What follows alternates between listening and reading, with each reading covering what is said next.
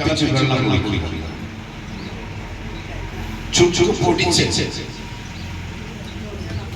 കൽക്കണ്ടവും ചുക്കും കുരുമുളകും ചേർത്ത് പൊടിച്ചെടുത്ത് കഫവും ചുമയും വരുമ്പോൾ നമ്മൾ കഴിക്കുക. നിങ്ങൾ പ്രകൃതിപരമായ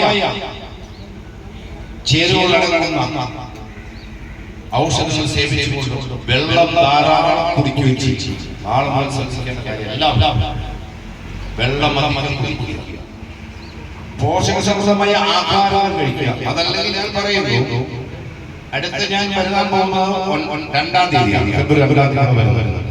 ഈ ഫെബ്രുവരി 2-ാം തീയതി വരുമ്പോ ഞാൻ പറയുന്നത് ചുമയും കഫവും ചൊരയുമായിട്ടുള്ള ആളാണ് ഉണ്ടാവും. ഒരു സംശയം വേണ്ട.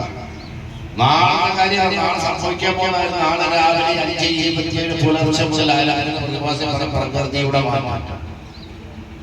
ആ പ്രകൃതിയുടെ മാറ്റം സംഭവിക്കുമ്പോൾ ഞാൻ കുറച്ചു പറഞ്ഞ പോലെ ഏറ്റവും കൂടുതൽ മദ്യം ഉപയോഗിക്കുന്ന തമിഴ്നാട്, കർണാടക പോലെയുള്ള സംസ്ഥാനങ്ങളിൽ അവിടെ പോയ പേഷ്യൻസ് കുറവാണ്, ഡയാലിസിസുകൾ കുറവാണ്, ഷുഗർ പേഷ്യന്റ് കുറവാണ്.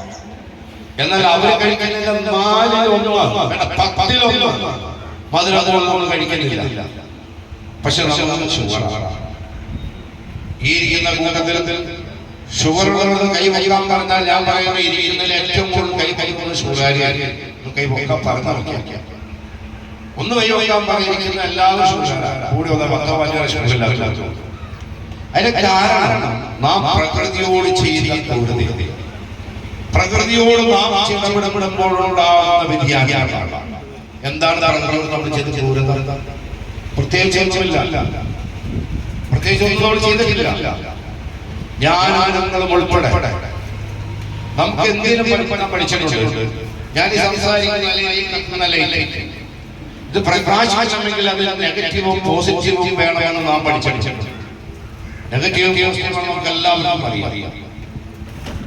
പോസിറ്റീവ് മാത്രം ഉണ്ടെങ്കിൽ അത് കത്തില്ല, നെഗറ്റീവ് മാത്രം ഉണ്ടെങ്കിൽ കത്തില്ല. രണ്ടും ഉണ്ടെങ്കിൽ നമുക്കറിയാം.